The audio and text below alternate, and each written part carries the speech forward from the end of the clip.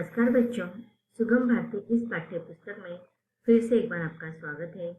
आज हम पाठ क्रमांक 18वां पढ़ने जाए, जिसका शीर्षक है कलाकार का मान। कलाकार का मान इस पाठ का यह सेशन क्रमांक पहला है।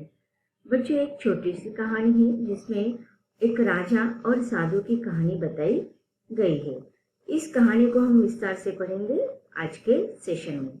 चलिए सब लोग जल्दी से पाठ्य पुस्तक निकालेंगे। पाठ्य पुस्तक के द्वारा हम इस कहानी को विस्तार से पढ़ेंगे और समझेंगे। बच्चों, यह हमारी पाठ्य पुस्तक है। पाठ क्रमांक 18 पढ़ने जा रहे। पाठ का शीर्षक है कलाकार का मान।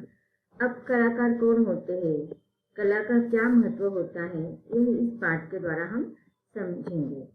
स्वाभिमान तथा निर्भीकता आदि गुणों का विकास इस पाठ के द्वारा विद्यार्थियों को आत्मसात करने की प्रेरणा यह कहानी दे रही है।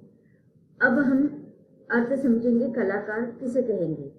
अब देखिए, अलग अलग कलाएं होती है। चित्रकला होती है, नृत्य कला होती है, संगीत कला होती है। इसके अलावा बहुत सारी कलाएं होती है। तो इन अलग अलग कलाओं में निपुण होने वाले व्यक्ति को हम कलाकार कहते हैं। जैसे चित्र निकालने वाले, सुंदर चित्र निकालने वाले व्यक्ति को हम चित्रकार कहते हैं। गीत संगीत गाने वाले कलाकार को हम संगीतकार कहते हैं। सुंदर नृत्य करने वाले व्यक्ति को हम नृत्य आविष्कार कहते हैं या नृत्यकार कहते हैं। तो इस प्रकार अलग अलग कलाओं को आत्मसात करने वाले व्यक्ति को हम कलाकार कहते हैं। तो ऐसे ही एक कलाकार के बारे में इस कहानी में हमें बताया गया है। अब कलाकार का मान सम्मान किसमें होता है, यह हम कहानी में पढ़ेंगे। चलिए हम कहानी को शुरुआत करते हैं। एक राज्य में एक साधु रहता था। साधु बहुत ही अच्छा संगीतज्ञ भी था। संगीतज्ञ का अर्थ होता है संगीतकार। अब देखिए, एक छोटा सा राज्य था। उस राज्य में एक साधु रहते थे। अब साधु आप लोगों को पता होता है वो कहाँ पर रहते हैं। अधिकतर जंगलों में रहते हैं। जंगलों में उनका छोटा सा आश्रम होता है। और साधु जो होते हैं वैराग्य धारण किए होते हैं। उन्हें संसार से मोह त्याग वो करते हैं और इस प्रकार वह अपना पूरा जीवन दूसरों की सेवा में, देश सेवा में लगाते हुए अपना जीवन व्यापन करते हैं। तो यहाँ पर जो एक राज्य है, वहाँ पर एक साधु रहते थे और साधु के साथ साथ एक अच्छे संगीतकार भी थे। जब राजा को साधु की उस विशेषता का पता चला तो उसकी इच्छा भी साधु का संगीत सुनने की हुई। अब उस राज्य में जो साधु रहते थे वो बहुत ही सुंदर अच्छा संगीतज्ञ था, संगीतकार था। तो धीरे धीरे सारे राज्य के लोगों ने उनका संगीत सुना होगा। तो यह बात फैल गई और उस राज्य के राजा को भी एक दिन यह साधु की गुण या साधु की विशेषता पता चलती है। तो अब राजा के मन में भी यह उत्सुकता निर्माण हो गई कि वह उस साधु के संगीत को सुनना चाहते थे। तो राजा को संगीत सुनने की इच्छा प्रकट होने के बाद राजा ने क्या किया, इसका वर्णन अगले परिच्छेद में किया है। राजा ने अपने 2-3 अनुचरों को साधु को बुलाने भेजा। अनुचर का अर्थ क्या होता है, सेवक, दास, गुलाम, इसे हम अनुचर कहते हैं। साधु के पास पहुंचकर उन लोगों ने राजा का संदेश सुनाया और फिर कहा, आपका सौभाग्य है महात्मा जी, जो आपका संगीत सुनने की राजा ने इच्छा प्रकट की है। यदि आपका संगीत पसंद आ गया तो आपको मुंह मांगे रकम मिल जाएगी। महाराज निहाल कर देंगे आपको। तो अब देखिए, राजा ने क्या किया, अपने 2-3 सेवकों को उस साधु को बुलाने के लिए भेजा। बुलाने के लिए भेजा था क्योंकि राजा को उस साधु का संगीत सुनना था। अब राजा रहते थे राजमहल में और वो साधु जी रहते थे जंगल में, किसी एक आश्रम में। अब सेवकों ने क्या किया, राजा की आज्ञा पाकर वो साधु को बुलाने में जंगल चले जाते हैं, साधु के आश्रम में। फिर साधु के आश्रम पहुंचकर उन लोगों ने राजा की इच्छा प्रकट करते हुए राजा का संदेश सुनाया। क्या संदेश सुनाया? साधु जी से कहा कि महात्मा जी, आप बहुत ही सौभाग्यवान हैं, भाग्यशाली है, क्योंकि आपका संगीत सुनने की इच्छा राजा ने प्रकट की है और अगर राजा, आपको अब राज दरबार में आना होगा और राजा को संगीत सुनाना होगा। अगर आपका संगीत राजा को पसंद आ गया तो राजा के द्वारा आपको मुंह मांगी रकम मिल जाएगी। राजा महाराज निहाल कर देंगे आपको, अर्थात आप जो चाहेंगे वह राजा आपको दे देंगे अगर राजा को आपका संगीत पसंद आया। उन लोगों की बातें सुनकर साधु मुस्कुराया, फिर बोला, महाराज ने मेरा संगीत सुनने की इच्छा प्रकट की, इसके लिए धन्यवाद। आप मुझे बुलाने पधारे, आपका भी धन्यवाद। किंतु जिस संगीत को राजा सुनना चाहता है वह संगीत तो कभी कभी संयोग से बन पड़ता है। प्रयत्न से पैदा किया हुआ संगीत राजा को प्रसन्न न कर सकेगा। भले ही राजाज्ञा हो, किंतु मैं राजा को संगीत सुनाने नहीं जा सकता। आप लोग लौट जाइए।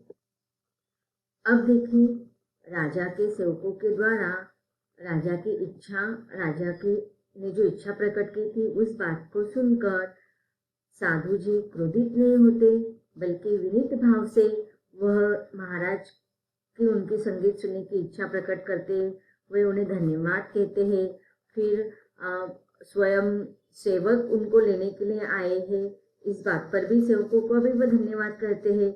लेकिन वह आगे अपनी बात को बहुत ही सुंदर शब्दों में उन अनुचरों को कहते हैं कि जिस संगीत को राजा सुनना चाहते हैं ना, वह संगीत जो है ना वो अपने आप आता है, वह सहयोग से आता है। वो कभी भी किसी के द्वारा उसे हम अगर जबरदस्ती गाने के लिए कहेंगे तो वो नहीं आ पाएगा। तो प्रयत्न से पैदा किया हुआ या प्रयत्न से निर्माण किया हुआ संगीत राजा को प्रसन्न नहीं कर पाएगा। अब देखिए, वह साधु जी कहना चाहते कि राजा मेरे संगीत सुनने पर अगर उन्हें वो पसंद आ जाए तो मुझे बहुत सारा संपत्ति धन वो मुझे दे देंगे, जो चाहूंगा वो मुझे दे देंगे। तो उसके लिए मुझे संगीत गाने के लिए प्रयत्न करना पड़ेगा। लेकिन प्रयत्न करने के कारण जो संगीत सुनने में राजा को आनंद मिलेगा वह संगीत मेरे ओर से नहीं आ पाएगा, क्योंकि वो मैंने केवल वो प्रयत्न किया है उसके लिए, जानबूझकर मैं राजा को प्रसन्न करने के लिए वह संगीत गाऊंगा। तो वो मेरे अंतर्मन से आया हुआ संगीत नहीं होगा। अगर जो संगीत में गाता हूँ, जब वो मुझे खुद को अंतर्मन से गाने के बाद आनंदित करता है, प्रसन्न करता है, और जब उसे गाते समय मैं खुद प्रसन्न होकर आनंदित होकर अंतर्मन से गाता हूँ, तो जो सुनने वाले होते हैं वो भी उसका आनंद उठा सकते हैं। लेकिन प्रयत्न किए हुए संगीत से न मैं खुद स्वयं अंतर्मन से गा पाऊंगा और न मैं स्वयं खुश हो पाऊंगा और न ही राजा को मैं प्रसन्न कर सकूंगा। इसलिए राजा को जो संगीत चाहिए वह मैं नहीं गा पाऊंगा, भले ही आपने राजा की आज्ञा ही क्यों न हो। राजाज्ञा का अर्थ क्या होता है? राजा की आज्ञा हो। तो भले ही राजा की आज्ञा क्यों न हो, किंतु राजा को जो संगीत सुनाने में वहां पर नहीं आ सकता हूँ, तो आप कृपया करके लौट जाइए। राजा के अनुचर लौट गए। इतने अच्छे अवसर को हाथ से गंवा दिया साधु ने। वे सभी बार बार इसी बात को दोहरा रहे थे।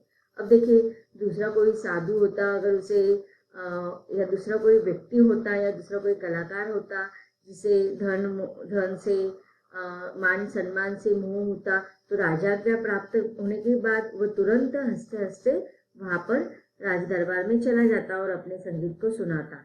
लेकिन यहाँ पर जो साधु जो है वह अंतर्मन से गाया हुआ संगीत किसी और को प्रसन्न करने से पहले वह साधु को खुद अंतर्मन से प्रसन्न अवस्था में निर्माण होना चाहिए, और उसके लिए वो राज दरबार में जाकर या किसी और स्थान पर जाकर वो गाना नहीं चाहते थे। इसीलिए राजाज्ञा होने के बावजूद भी वह संगीतकार वहां पर वो साधु राजा के अनुचरों के साथ नहीं जाता है।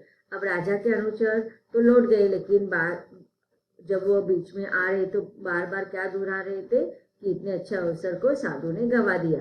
जब उन्होंने साधु का निर्णय राजा को बताया तो राजा क्रोध से भी भर उठा। अब राजा को बहुत अधिक क्रोध आया कि कौन है ये साधु जो मेरी आज्ञा को पालन नहीं कर रहा है, उसकी इतनी मजाल। मैं कल ही 2 सैनिक भेजूंगा और उसके मुश्किल बांध कर ले आएंगे। अब राजा साधु के उस व्यवहार से बहुत क्रोधित हो जाते हैं, उन्हें गुस्सा आ जाता है। लेकिन देखिए, साधु एक कलाकार है और कलाकार और साधु दोनों भाव होने के कारण उनके अंदर एक स्वाभिमान का भावना भी दिखाई देते हैं कि वो अपने स्वाभिमान को ठेस न पहुंचाते हुए, राजा को भी ठेस न पहुंचाते हुए, अगर अपने स्वार्थ के लिए वह चाहते तो उस समय राज दरबार में जाकर राजा को संगीत सुनाने का प्रयास करते, लेकिन उन्होंने वैसा नहीं किया। अब देखिए, राजा को गुस्सा आ गया है। वो कहते हैं कि कल मैं 2 सैनिकों को भेज दूंगा और उनको पकड़कर, उस साधु को पकड़कर वो लेकर आएगा जिस साधु ने राजा का आज्ञा का पालन नहीं किया है। मंत्री विद्वान था, उसने राजा को शांत करते हुए कहा, महाराज आप क्रोधित न हो, अपराध क्षमा हो। अब देखिए, राजा के दरबार में मंत्री थे, वो बहुत ही विद्वान थे, चतुर थे, ज्ञानी थे। उन्होंने राजा के क्रोध को शांत करते हुए कहा कि राजा महाराज आप क्रोधित न हो, अपराध क्षमा कर दीजिए। आपकी दक्षिणा की चाह होती तो आपके दरबार में भागा हुआ न चला आता। अब देखिए, यहाँ पर वो मंत्री जो है वह साधु और संगीतकार के स्वभाव की विशेषताओं को बताते हुए राजा को समझा रहे हैं कि आप गुस्सा मत करो। अगर उसे आपके ओर से अगर किसी भी प्रकार का दक्षिणा पाने की मोह होती, चाह होती तो वो भागता हुआ चला आता, लेकिन वैसी बात नहीं है। हमें समझना चाहिए कि वो जो साधु जो है वो किसी प्रकार से राजा के द्वारा दिए गए दक्षिणा का लोभी नहीं है। अब वो मंत्री जो है वो आगे अपनी बात कहते हुए थोड़ा रुक जाता है। सत्य बात तो यह है, रहने दीजिए। राजा का क्रोध शांत हो चुका था, अतः उसने नम्र वाणी से मंत्री से कहा, नहीं मंत्री जी, आप पूरी बात कहिए। अब देखिए, मंत्री जी थोड़े विद्वान थे, चतुर थे। उन्होंने राजा को क्रोधित होकर इस प्रकार का आदेश देने से कि वो क्या आदेश देने वाले थे कि दूसरे दिन वो अन्य सेवकों के द्वारा उस साधु को राज दरबार में लाने के लिए, पकड़कर लाने के लिए कहने वाले थे।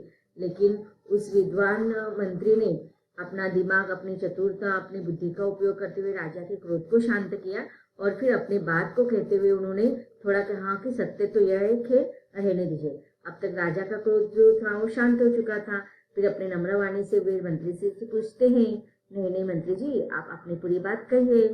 तो सुनिए महाराज, सत्य बात तो यह है कि इस समय वह साधु आपकी संपत्ति का भिखारी नहीं, बल्कि आप उसके संगीत के भिखारी है। याचक आप है और दाता साधु।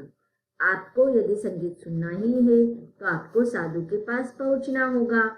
अब देखिए, मंत्री जी ने उसे क्या कहा कि देखो, अगर आप राजा है, आप धनवान है, लेकिन आज आपको उस कलाकार के कला को पढ़ने की, सुनने की चाहत है, तो इस समय आज साधु संपत्ति का भिखारी नहीं, बल्कि आप एक संगीत को सुनने के लिए आप तरस रहे हैं, तो आज आप भिखारी हैं। आप कौन है? याचक है। और वह जो साधु है वो कौन है? दाता है। तो याचक को हमेशा दाता के पास जाना चाहिए, अर्थात राजा को खुद साधु के पास जाना चाहिए, न कि साधु को राजा के पास लेकर आना चाहिए। तो जब इस प्रकार से मंत्री उसकी बात को समझाता है तो राजा समझ जाता है।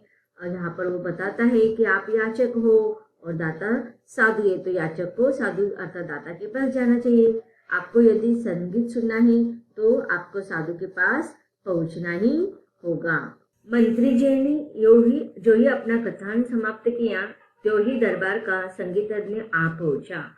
राजा ने अपने संगीतज्ञ को भी साधु वाली बात बताई। अब देखिए, मंत्री जी राजा के जो थे वो विद्वान थे, चतुर थे। अपनी बात को वो राजा को समझा रहे थे कि किस प्रकार से आज आप एक कलाकार के कला को, संगीत को सुनने के लिए आज आपको आवश्यकता है, इसलिए आप याचक के रूप में साधु के पास आपको जाना चाहिए। यह बात कहते हुए उसी समय राजा के पास जो एक संगीतज्ञ था, जो राज दरबार का संगीतकार था, वह आ जाता है और राजा अपने संगीतकार को यह सारी बात सुनाता है। अब आगे राज दरबार का संगीतकार राजा को क्या सलाह देता है, इसको हम विस्तार से